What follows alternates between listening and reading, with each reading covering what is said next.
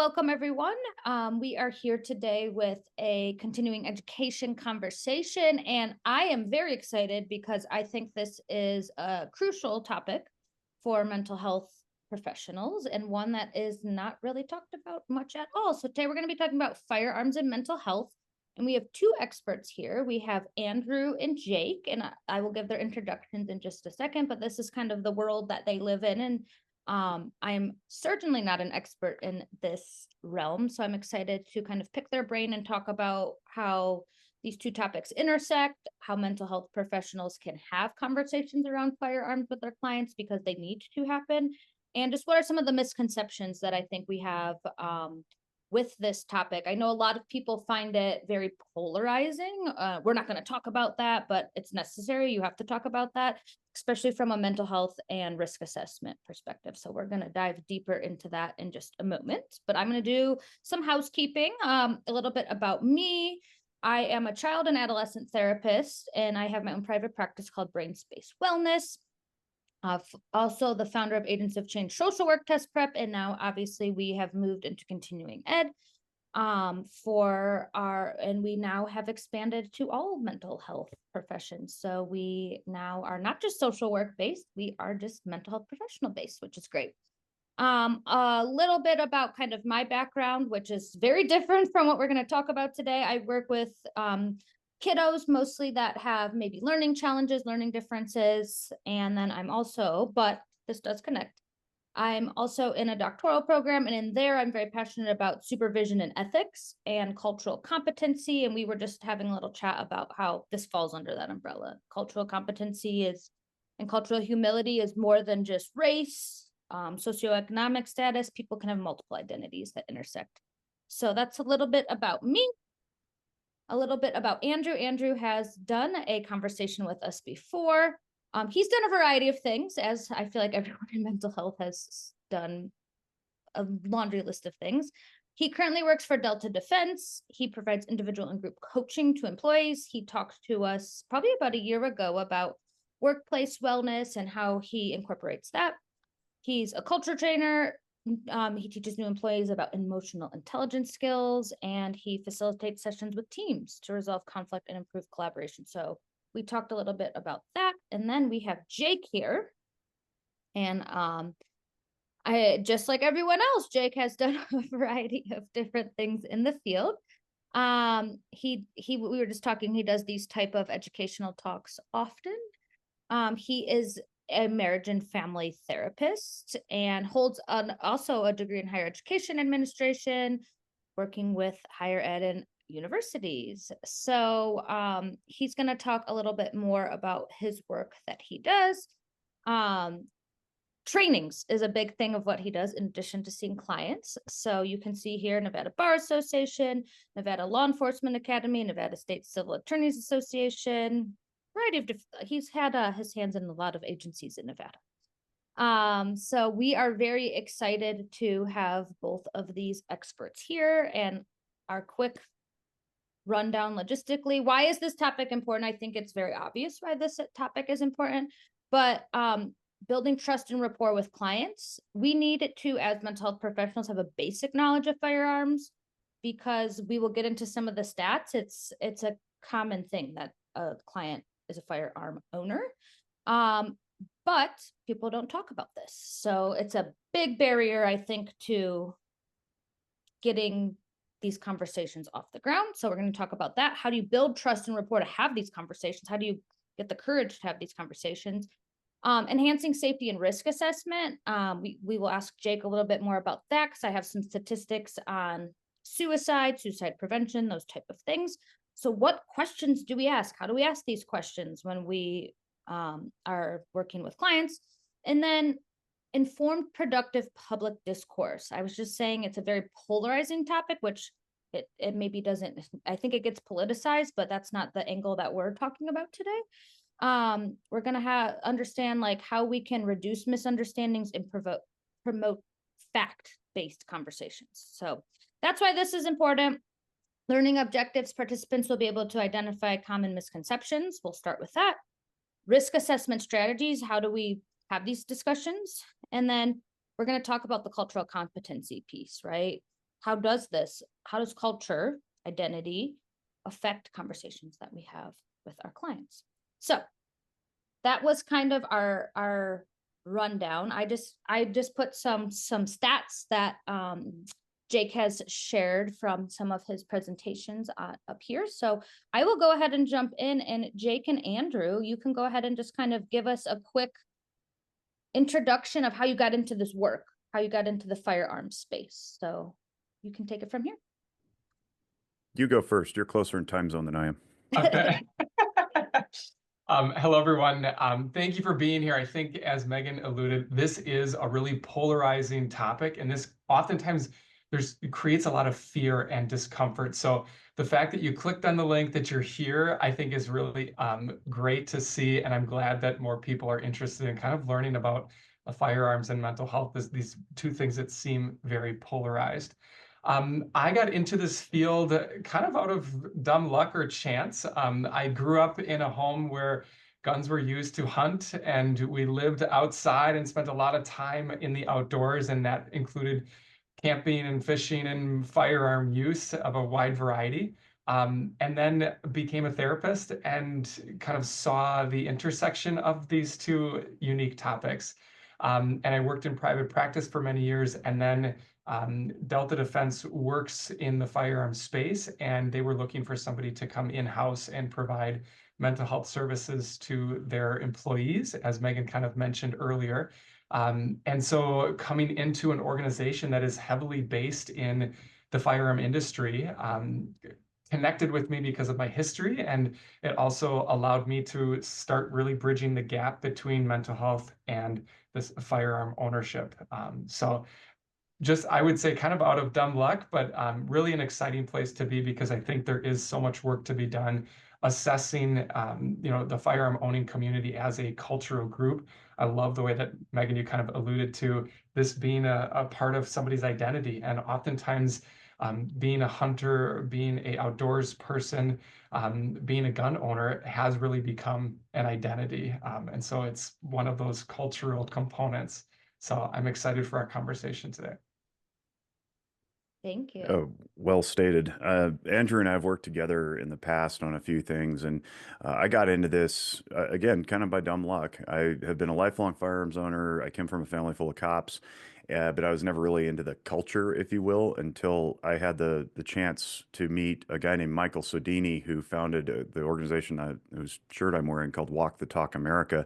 Walk the Talk America's specific mission is to bridge that gap between firearms ownership and clinical mental health care, and really healthcare broadly, in a way that has never been done before. I think we stand across this self-imposed chasm where tragedy strikes with a firearm, and one side blames the other, and nothing happens. We all shuffle along. So we're trying to bring those two components together, and I hate doing the sides thing, but historically there have been sides, and we don't prefer to talk like that, but that's essentially the nexus of the conversation. And how I got into it is, I've hosted a podcast for about 7 years now called Noggin Notes, and it centers on mental health. And one day, one of my very good friends, Jordan Slotnick, who runs our local range and retail store here called Reno Guns and Range. I'm in Northern Nevada. He just texted. He says, "Have you heard of this organization?" I hadn't, so I reached out and said, "Man, what a great guest for the podcast." So Mike agreed, and we talked for an hour and a half or so on the podcast. Stayed on the phone afterward because I realized there was something I had to do here, because I myself have been affected by firearm suicide.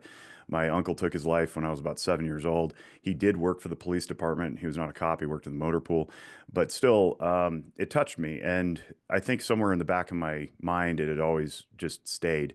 So I thought, well, at the time, I was a closeted gun owning therapist, and I didn't bother to tell that to anybody because I was worried about being looked askance upon by my peer colleagues who had certain very strong opinions, and they were negative opinions about guns, and then by extension, the owners of said guns. So I just kept it to myself. And even on the podcast, when I told Mike, I said, "We could talk all about your organization, but I don't want to talk about how I'm a concealed carrier, because I don't know how that's going to go over." Well, turns out that if I was going to commit to this work fully, I had to be out. So I came out as a firearms owning practitioner, and have never really looked back. And the exchange that I made was calculated, and I was correct that I did lose some friends over, or at least I thought they were friends in the peer colleague circles. But what I gained was the entire population of firearms owners who had heretofore never wanted to try therapy because they were worried about their rights being taken. And that really is what we're here to talk about today, is how we can respectfully engage gun owners who are maybe in a time of crisis, or maybe they have children in crisis, and discuss responsibility, adequate storage, locking devices, and do it in a culturally competent way so we don't use fumbling, awkward, clumsy language that chases them away from care, thus resulting in worse outcomes like suicide. And we'll get into some of the statistics down the road, but firearm suicide comprises, depending on your geography in the country, about 60% on average. So you may hear 2/3 or something like that, but it's about 60% of all firearms deaths. And so, if we really want to move the needle on this so-called gun violence issue, we need to center on suicide prevention, which really, by extension, means mental health.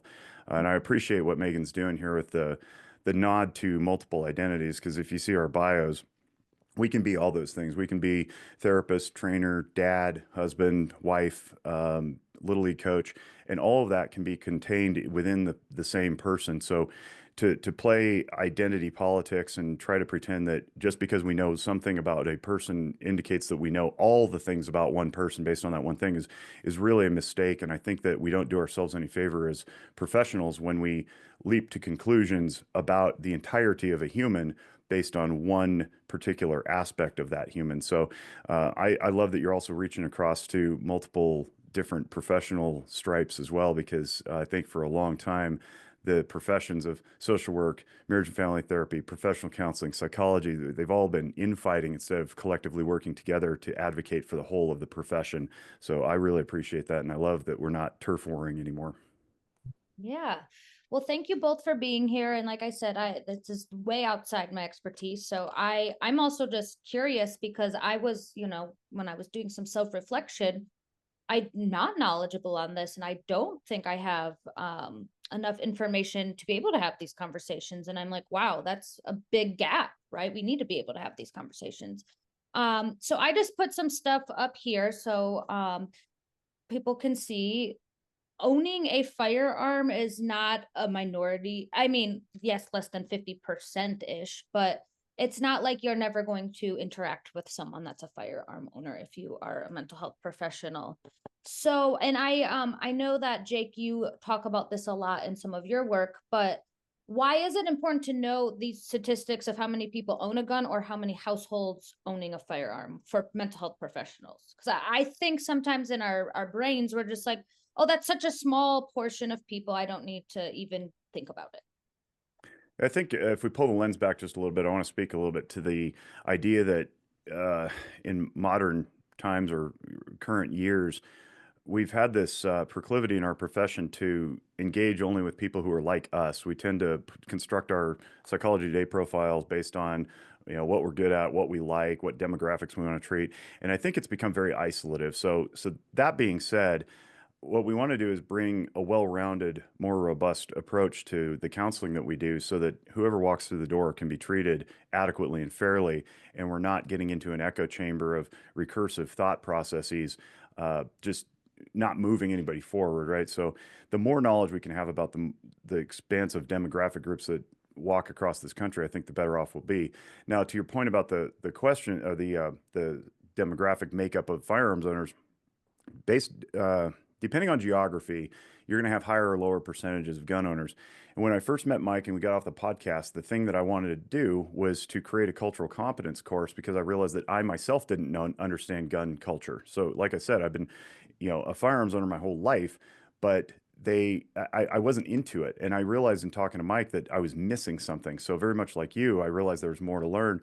So I started digging into those types of people who I didn't know, and I didn't have, I don't know, you could say caricaturized images of, the the bearded white guy in his 50s dressed like Duck Dynasty, or, the cop or the military personnel or the hunter. It's like, it's way more diverse than that. So we put together this cultural competency course, and I had the advantage at the time of chairing my licensing board here in the state of Nevada. So I knew the other licensing board executive directors and chairs. I said, we got to get this approved so that we can educate ourselves. And it was amazing the resistance that I got. It was like, oh, I don't know about that gun thing. And I said, well, let me hit you with some stats. On average, across the country, about 50% of people you're going to encounter either own a gun or live with one. I don't think we can afford to be willfully ignorant of this demographic and all of its beliefs, behaviors, and activities that accompany it. So, again, back to geography in Northern Nevada, it's that number's not 50%. It's probably closer to 80, 85%. And I know in, Wisconsin where Andrew lives, it's about the same too. Now, if you live in a big urban city, maybe it's a little lower. But again, I don't think we can afford to be ignorant of this, especially when we're dealing with people who are in crisis or who have children in crisis, and we don't know how to have a conversation about secure storage. So that's what got me into it. And that's why it's important to know what your demographics are, because at any given moment, you could be inadvertently spitting out some ignorant language that chases people away from care. Because at the end of the day, if the firearms community is afraid of counseling, they don't walk through the door. And if they do, and we push them away, the chances of them coming back are pretty slim because we've just broken some trust there. Mm-hmm. I'm also thinking just from a geographic standpoint, like I talk to a lot of therapists, and those in rural communities feel so isolated too themselves. They're like, people don't really think about our needs and our specific populations we work with. So I'm just thinking of how oftentimes this kind of leads to that isolation, not only for the therapist, but then the clients they serve, right? So I think it is really so wherever you're joining from today, you should know like where you're living, what those statistics are. Because this is national average, right? Like this is just everyone in the United States, but where you live also, like Jake and Andrew said, plays a big part of these conversations that you might have. And I'm also just thinking about if gun ownership is highest among men, people age 50 to 64, if we looked to, they're probably the most likely to not come to therapy, right? So we need to have we need to get them into therapy or connected with mental health services. So just thinking from a more systems-based approach. So I'll just pose this question to both of you. In the work that you've done, what are some misconceptions you think specifically mental health professionals have around gun ownership?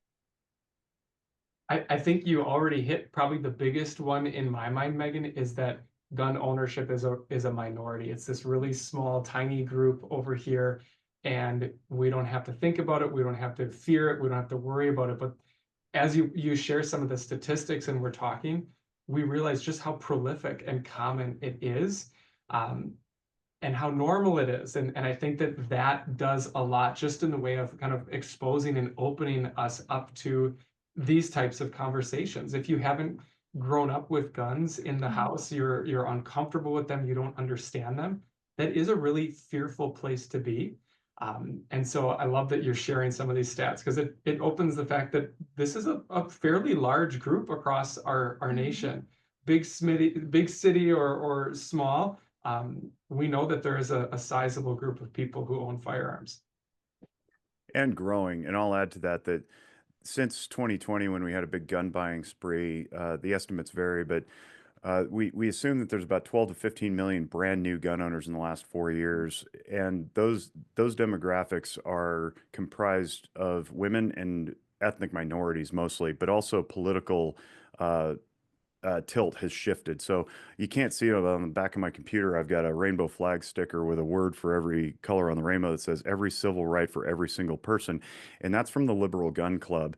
So if you think that gun owning is a conservative issue, it's very much not. If you think it's only for white people, it's very much not. And that was one of the surprises that greeted me when I went to my first convention. And yes, the gun community does have conventions and trade shows and all sorts of things. It's quite international. It is very diverse demographically, and it's not what you think it is. If you have an idea in your mind, and I certainly did, again, lifelong gunner, house full of cops, hunted when I was a kid into my young adult years, it is definitely not what you think it is.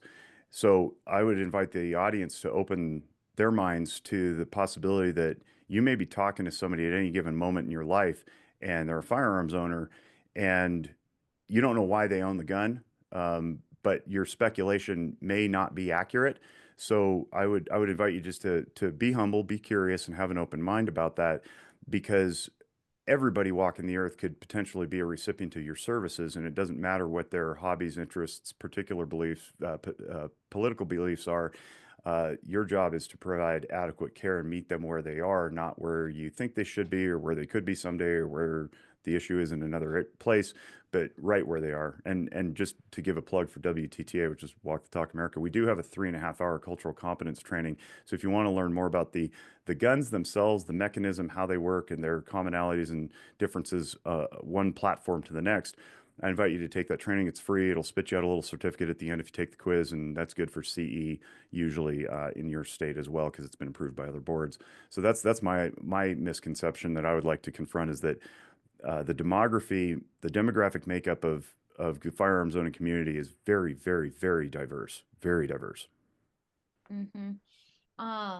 And I like that you use the words curiosity because I think oftentimes we box people into things. We're like, oh, you are this type of person or you're that type of person. And we have to always approach with curiosity because that's when we box people into things, that's when we start to perpetuate bias, right? And I think something important here is we all hold bias, right? So maybe even just by listening to this talk, you're like, I do have some biases around this, right? Or I'm not willing to or I have not ever thought about this. I bet a lot of people, this is just an area they're like, nope, that's off limits. I'm not going to talk about it. But just listening to this today maybe is like, oh, I do have some misconceptions and some biases that I need to address.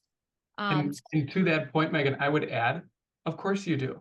We all do. We all have bias. And I think the most biased thing you can say is, I don't have bias. Exactly. So I think it's really important that regardless of you're talking about gun ownership, we're talking about what car we want to drive or how we choose to live our lives in any other respect, we all have bias. And to me, that's normal. Yes, in many respects, we're trying to challenge and adjust those biases, but I do think it's important to acknowledge, of course, we all have bias. And these are things that like firearms is definitely something maybe like you have to think about your upbringing too. Maybe it was never discussed or maybe it was openly discussed. Everyone is going to be somewhere different. This is kind of connected, but not. I work with kids and I have some parents that are like, I have Nerf guns and I have play guns. I'm a play therapist. That's how children express themselves. And I have some parents that really have strong beliefs about that. And I have to bring up a lot of theoretical for me in my playroom. I have them because theoretically, where I come from is that like this is a way for children to express themselves, and just having the toys not going to do anything, right? You could use a stick, you could use anything, and they're going to show some of these different themes that they have in their play. But it is a polarizing thing. I've had some parents say, I don't want them playing with Nerf guns in your office, that type of stuff. So these are even conversations around toys and whatnot that I have to have even with children and parents, because there are some very strong beliefs even in a not directly firearms, but just toys and representations and whatnot of some beliefs parents have and hold. And there's an incredible spectrum outside of the gun community as you're describing, Megan. Jake put it eloquently. There's also a large spectrum inside the gun owning community. There are people who own guns that those guns sit in their safe in their basement for years untouched. There are other people who own guns who literally carry that gun with them everywhere they go when they leave their home. And everything in between. I mean, I remember growing up, we had rifles, long guns, because they were used for hunting. And when I bought my first handgun, my mom had this really big bias, this reaction to, well, only somebody who's robbing a bank or a liquor store is going to have a pistol. Why would you have a handgun? That's something that you would do if you're going to do something illegal. And it's like, oh, there's this whole other spectrum of firearm owning that even as somebody who she grew up, her dad was in the military, hunted his whole life with guns, there was still this bias that she had inside the firearm owning community. So I love that we're talking about the spectrum or the scale because it is very diverse even within this group. That's a great point, and it's a good dovetail, and it's something I wanted to say about it's going to sound like I'm giving a commercial for Walk the Talk America every time I open my mouth, probably, but we try to have creative, innovative solutions to solving this problem of inadvertent death by firearms, and not just deaths but injuries.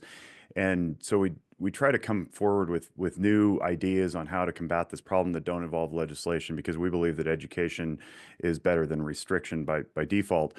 And one of the programs that we have is called Kids to Kings, and Kids to Kings centers on urban inner city youth, largely Black kids in usually impoverished, highly traumatic upbringings and areas.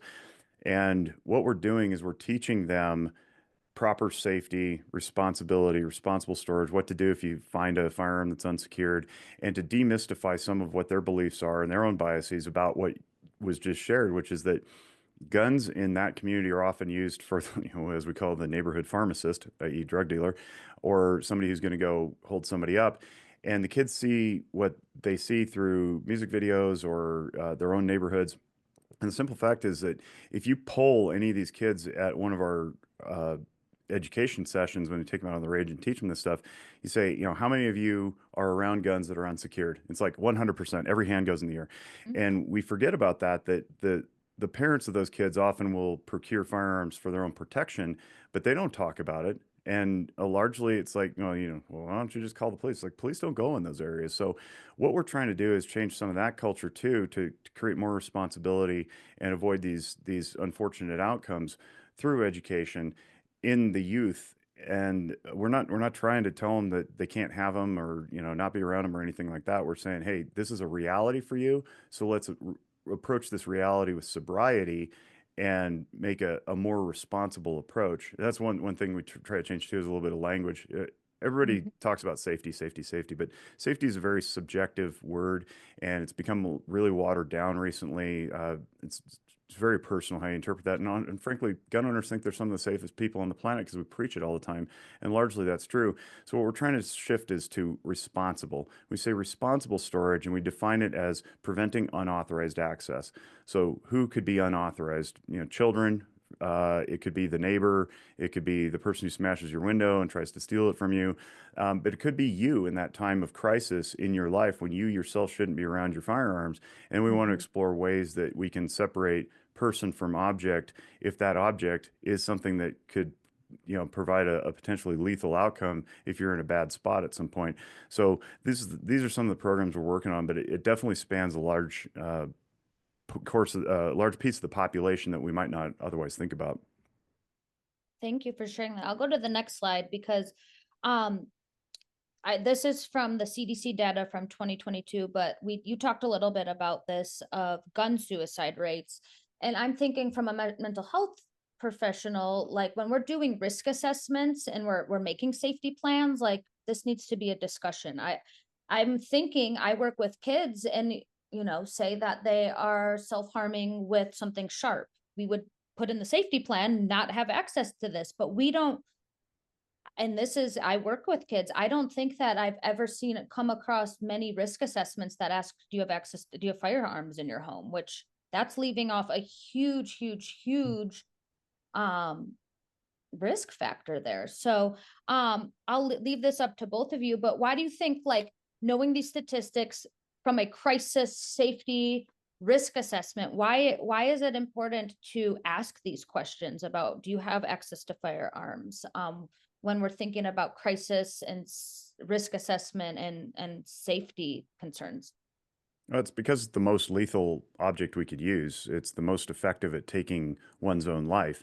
And if you look at you dig deeper into the data, about 90% of firearm suicide attempts are completed successfully. And I know there's people who will argue with the word successful, and we don't want to say success is death or whatever. But the point is they complete them thoroughly with a firearm about 90% of the time. When you compare that with overdose attempts, it's much, much lower, almost inverted. So we have to pay mindful attention to the thing that's most likely to result in a negative outcome.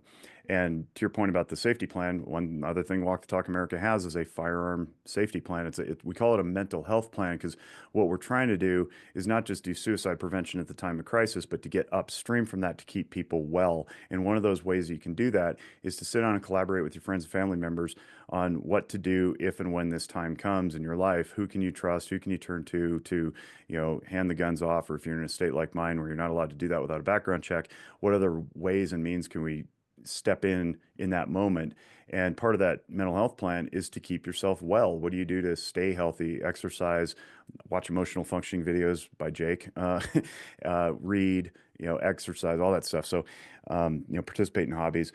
We have that available on the website if you go to the resources tab.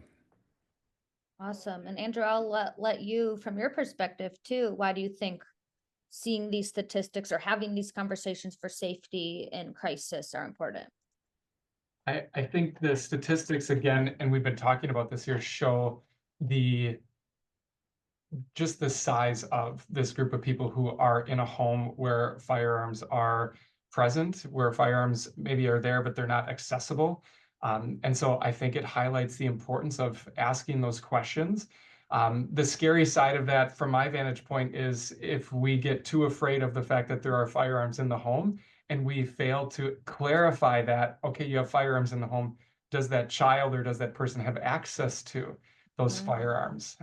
And one of the things that I've done with many of my firearm owning clients at one time or another, if they're in a situation where they're struggling, is how can we, like Jake is saying, give those firearms to somebody else for safekeeping? And if it's not legal to do that in your state, there are components of a firearm that can be removed in order to make that firearm a big hunk of metal and plastic. At that point, it doesn't actually function anymore. And so I've done that with a number of clients in the past, where we'll actually remove key components or parts or pieces and have a loved one take those parts or pieces. And so making that firearm no longer lethal, no longer fatal, helps them stay safe in that time of need, because we all know that unfortunately suicide can be very impulsive in that moment when stress builds, and then they're making a snap decision that they would later regret. In the case of a drug overdose, they have a lot of time after that to reevaluate, to call an ambulance, get their stomach pumped, to get to the hospital themselves, whatever it might be. As Jake alluded to with a firearm, oftentimes those are fatal deaths, and so they don't have that chance. And there's a great deal of research out there as far as people who attempt suicide once, most of them do not go on to attempt again. And so if we can diminish the way that they're attempting, we're going to save a lot of lives that way. I have a question for both of you, because I was reflecting on my own processes in different places I've worked.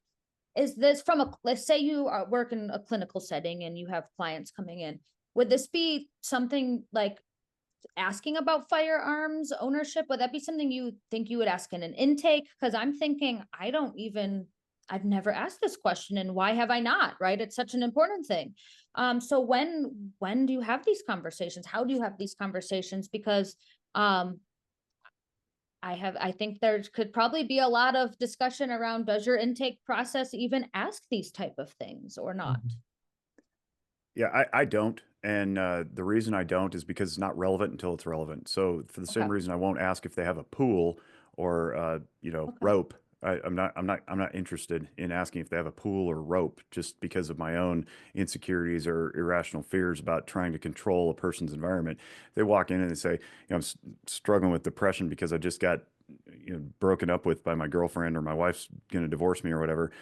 The first thing I'm going to ask is, are you suicidal? And if they say, no, no, no, no, not at all, well, then I'm not going to ask about means to suicide, because it's not relevant and it makes it all about me now instead of about them. One way that should be asked, though, if the answer is an affirmative, yeah, I am suicidal, the first thing I'll ask is about the most dangerous thing in the home. And I'll say, so how and where do you store your firearms? And that's exactly how I ask it, presuming that they do. And if they go, I don't have guns, cool, conversation's over. I won't ask if they have them, because that puts the person on alert. It elicits a defense response in the limbic system, and we often end up shutting down conversation because it seems like they're under attack. So I'll just presume that they own guns, and I'll ask it in that way, which is, how and where do you store your firearms? And they'll say, well, they're in a safe and only I have the combination. I said, can you give the combination to somebody else and have it changed while you're in this potentially suicidal phase of your life? And now we're off and running. So I make the presumption that they own guns, because again, 1 out of every 2 people we meet could potentially own firearms, or at least have access to them. And that's how I make the statement presumptively. And then if there's a negative response to that, we just move on to something else. I like that. So more in like the risk assessment, right? Like, oh yes, I'm endorsing suicidal ideation, or then it's Yeah. a conversation. How Yeah, about you? there's Andrew? I was going to say just put a little bow on this. There's a big movement underway, at least through from the zero suicide prevention folks, to try to push this into primary care settings and pediatric Mm, settings to make it part of the intake assessment. And we know from some recent research by Emmy Betts out of the University of Colorado system that that question unto itself, sterilized on a form with no context, mhm. begets dishonest answers. And you can look up Emmy's work. She's done a lot of really good research. So we don't necessarily want to put that on the intake because it instantly provides a chilling effect because there is no context. Like, well, why are you asking me this? I'm just here to get my nose and throat checked or whatever it is, right? Okay. And Andrew, how have you potentially discussed this or? Yeah, I would agree with Jake's kind of narrative here. I typically have it in at the very end when we're talking about safety concerns. And if they're answering yes to some of those questions around thoughts of suicide, a history of suicide or suicide attempts, then that is the flag. Okay, now we're going to go into greater detail. There is some information out there about kind of how people attempt. They oftentimes will repeat and they'll attempt in that same way. And so I dig into if they've had attempt in the past, what method have they used? Did they have access to firearms at that time? Do they have access to firearms at this time? Again, similar to Jake, I assume that my clients have access to firearms, have them in the home, just because of where I work right now. But again, even when I was at private practice here in Wisconsin, it's such a high ratio. If you're going to make an assumption, it's probably better to assume that way. And it's easy for them to say, no, I don't have guns, I don't like guns, whatever, than it is for them to start answering questions about, do you have guns and where are they located and some of that. And I will also share a little bit about the fact that I'm a gun owner, and I think that that helps kind of normalize it too, because in this, unfortunately, in the firearm owning community, there is a fear about clinicians and red flag laws and a lot of what gets very political. So we won't go there, but there is fear there. And so coming at it from a collaborative approach that, hey, I'm in that same bucket or that same category with you, and I understand what it's like to potentially lose something that is really meaningful and important to you in this time of need. I think that oftentimes it kind of opens the door to have a conversation around the safety concerns and some of the risks that we've talked about just so far today, to help educate that person that this is not forever, it's not indefinitely, it's for right now, while we make sure that you stay safe so that you're able to enjoy firearms again in the future. And I've had really good luck with that. If you don't have that experience, if you're not in the firearm owning community, I think it's acknowledging that fear would be my best piece of advice for somebody who is coming in, maybe asking some questions around safety and recognizing, okay, there is a safety concern here. I'm not a firearm owner, but they are. How do I talk deeper about that? So I think it's just about normalizing the perception and the fear that that gun owner is likely to have around a therapist or a doctor or somebody asking questions around, do you have guns and how many and what kinds or styles are they and where are they located and so on and so forth. That can be fear provoking. And that's Yeah, where I'll one make a plug for Jake's 3.5 hour course. Yes. So you have just some basic knowledge, because the work I do is around cultural humility in my doctorate. And the research shows if we don't feel comfortable, we just don't talk about it because we feel embarrassed or shame, or I feel incompetent and I don't want my clients to think I'm incompetent. So the default is I'm just not going to talk about it at all. So Yeah. we have to have some basic understanding to have these conversations. Otherwise, they're not going to happen. And I will say one of the cool things to that point, Megan, about the firearm owning community, they love to teach people about the firearm owning community. And so this is a great opportunity to build rapport with your client and say, hey, I'm not a gun owner. Help me understand, what is this type of gun and why is it important to you? Or what does that mean? There I'd say 9 times out of 10, you're going to get 15 minutes worth of a response because they're excited to talk and engage on that topic. So that fear, that discomfort, I think is absolutely valid. It's there. We all have that urge to shut down and not go there. But as we teach our clients, expose yourself to that challenge, that fear, lean into it, and you're likely to get a really good response. Once Mhm. upon a time, I had a mentor who still plays an outsized role in my life. His name's Christian Conti. He's got an excellent book called Walking Through Anger. I'd recommend it to everybody. He's also got a great book called Advanced Techniques for Counseling and Psychotherapy. So I know we're talking to clinicians here. And he said that you only self-disclose to heighten rapport. What Andrew highlighted there is very important. If you don't own guns, like the vast majority of clinicians, that's okay too. And you can disclose that as well and say, I'm asking because I'm fairly ignorant about this, and I'd like you to tell Mhm. me how you plan to keep yourself safe in this time of need. Share with me some ideas. Teach me. And he's right. Most people will light up when you ask them to talk about their own culture, regardless of what the culture is. If you're Mhm. unknowing about something, please, please, please don't fake it because people can sniff that out real quick.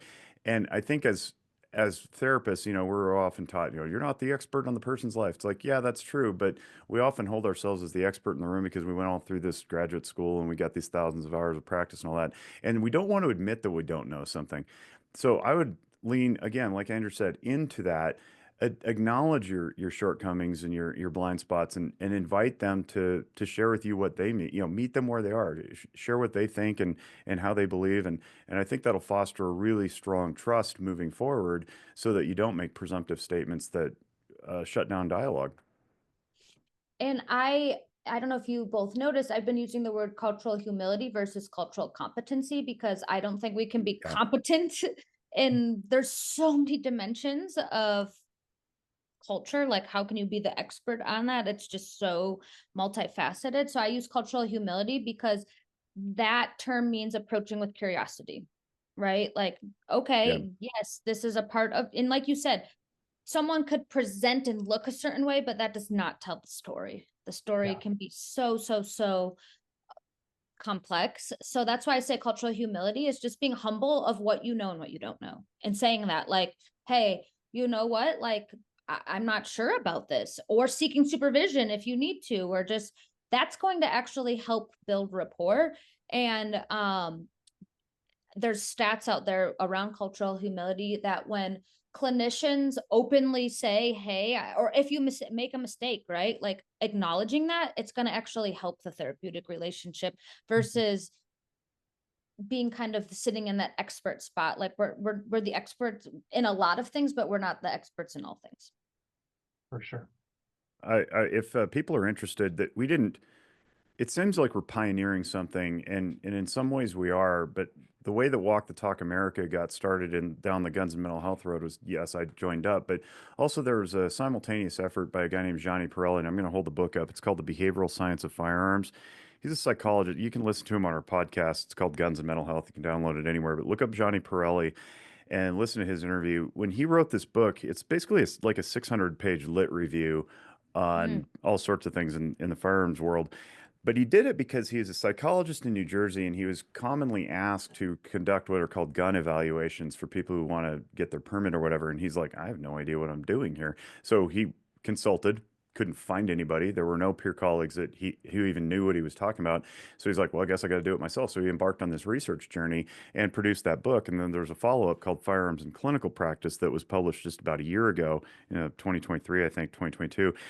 And so Pirelli's work is very, very good, but we are in some ways creating something new that's never been done before. And credit to you for stepping into this realm too, because a lot of times when you get these so-called cultural competence trainings, there's a motif behind it that has a conclusion at the end, and that conclusion may not be accurate for everybody. So look up Pirelli's work, study up on it, and one of the things that he suggests is if you really want to dig into this, because you're in a high firearms owning population, the best way to do it is go to the range, to explore it for yourself, be humble, pick up a gun and shoot it if you've never done it before. And again, just like most people in the firearms community, they're more than happy to help you. So at that range or that store that has a range in it, maybe the staff will absolutely welcome you, the gun curious, if you will. Speaking of gun curious, another guy, David Yamani, who's a sociology professor out of Wake Forest University, North Carolina, has a great YouTube channel called Light Overheat, and he also wrote a book called Gun Curious. So if you want to, read about his journey from non-gun, mostly anti-gun to full-blown gun owner, that's a great story to read as well. Awesome. So that was kind of the follow-up wrap-up question was, what advice would you give to someone? And you gave a lot of great resources, Jake. So we will make sure to put that in the notes too of some of those resources. It's got me thinking, like, I don't think I've ever in a master's level class had a conversation around this. And it's just like, why aren't we talking about this in our master's programs as it's important, right? So it's just got me thinking. I'm wrapping my head around a lot of it. Andrew, what would be your like wrap up takeaway for someone that's like, wow, there's a lot I need to learn about this, or I'm just curious about learning more? I think the cultural competency class through WTTA is phenomenal. I took that, gosh, probably 4 or 5 years ago before Jake and I even met. And it was, as a gun owner in this industry, right, it was phenomenal just to see that there's material like that out there. I think going to the range is a great recommendation, Jake. My concern is that that could be a big and intimidating, scary step for somebody Yep. to take. And so I'll offer a halfway point to jumping all the way in the pool here. Go look some stuff up on YouTube. If you're curious, look up an educational, what are the different types of firearms and how do they function and operate? I haven't done that, but I'm almost 100% confident that there's going to be material out there that is going to help educate and teach you about firearms, how they work, and you're going to hear from people, again, who are in that culture, in that community, who are open and interested in sharing that with you. So I think there's a lot of things that we can do to bridge the gap, to challenge our own fear, our own bias. I think being able to have that humility that Megan talks about, that we are biased, that we don't know the answer to these questions, or we are afraid of something on the other side of this difficult topic, and embrace that, lean into that, challenge that, and you will continue to grow in this area, and that's going to build you a skill that you'll use in all other aspects of your life. And I was just thinking of like a parallel process. If we're scared to talk about it, our clients might be scared to, like, I don't know what they might judge me or something, right? So like it goes both ways. So having And those open conversations is important so that they feel comfortable having the discussions with us too, versus, oh, I can't talk about that at all. absolutely, they're going to sense that fear. And as a clinician, you're supposed to lead the charge and dismantle that, normalize that, whether it's you're talking about suicide or you're talking about substance abuse or whatever else that is potentially uncomfortable to address, the elephant in the room. That's a huge part of the secret sauce to this process, is being able to address what you see and what you hear, what you feel. And so as a clinician, own the fact that, hey, this is uncomfortable for me because I don't know. Let's get through this together. And you're collaborating and connecting with the client on that. Yeah. There may be, Megan, if I may, there may be an unasked question because we're recording this statically. People are maybe wondering, well, why would a gun owner be afraid to come into counseling? And Andrew alluded to it earlier. There's these things called red flag laws, and about 22 states, I think, have them now. They're commonly called red flag laws, but they're known in legal parlance in other terms: extreme risk protection order, gun violence restraining order, something along those lines. And the perception in the firearms community is that if you go into care and you acknowledge that you're struggling with a mental illness, that the clinician will pick up the bat phone to the government, which we don't have, and then the deputies will come knock on your door and take your guns. And while the mechanism is in place, and I go through this on the presentation, so I'm not going to get into it now, but there is a mechanism in place in these states whereby a person could file a petition with the court to execute such an order. And that's really what they're afraid of. They're afraid of losing their constitutional right to own firearms just simply for being sick. And we're trying to demystify that in a lot of cases. And the best way to do that is to create a robust network of professionals who can assuage those fears and say, no, you're safe with me. My first line of intervention is not going to be to take your property. It's to get you a higher level of care or get you well, or something that has nothing to do with intrusion into your home. So that is where the perception comes. And to be quite frank, a lot of it's come from rhetoric from places like the National Rifle Association over the years, who are telling doctors to stay in their lane and all this stuff. And and the National Rifle Association, otherwise known as the NRA, is not representative of the firearms community. I think at their peak, they boasted about 5 million members, which sounds like a lot until you realize there's about 110 million gun owners in America. So really at best, there's like 5% of people were represented by the NRA. So be careful about the rhetoric that you hear, but definitely acknowledge the very real fear and the apprehension people have in coming into clinical care, and make sure you're not one of those who's pushing people away. Yeah.